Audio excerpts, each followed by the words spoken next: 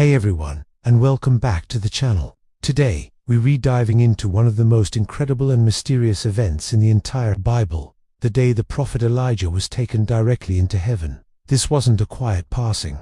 It was a spectacular, supernatural event that left his successor, Elisha, in absolute awe.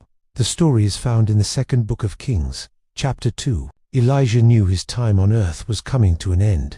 He traveled with his devoted apprentice Elisha from Gilgal to Bethel, and then to Jericho. At each stop, Elijah tried to get Elisha to stay behind, but Elisha was fiercely loyal. He knew something big was about to happen and refused to leave his master's side, saying, "As the Lord lives, and as you yourself live, I will not leave you." Finally, they reached the Jordan River. With 50 other prophets watching from a distance, Elijah took his cloak, rolled it up, and struck the water.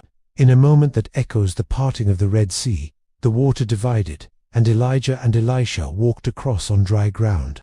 It's a powerful display of God's authority working through his prophet. Once they were on the other side, Elijah turned to Elisha and asked what he could do for him before he was taken away. Elisha's request was bold. He asked for a double portion of Elijah's spirit. This wasn't about wanting more power for himself. It was the traditional request of a firstborn son, signifying he wanted to be recognized as Elijah's true spiritual heir and carry on his vital work. Elijah acknowledged it was a difficult request, but gave him a condition. "If you see me when I am taken from you, it will be yours." As they continued walking and talking, the unimaginable happened. Suddenly, a chariot of fire and horses of fire appeared, separating the two men.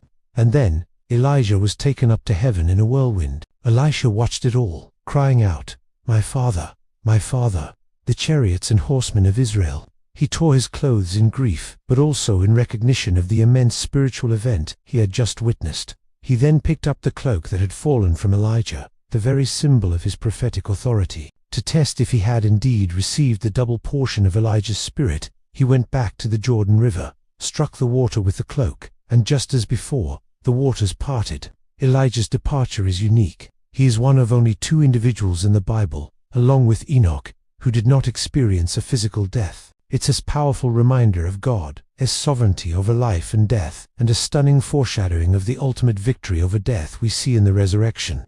It's a story of faithfulness, succession, and the sheer, breathtaking power of God. Thanks for watching.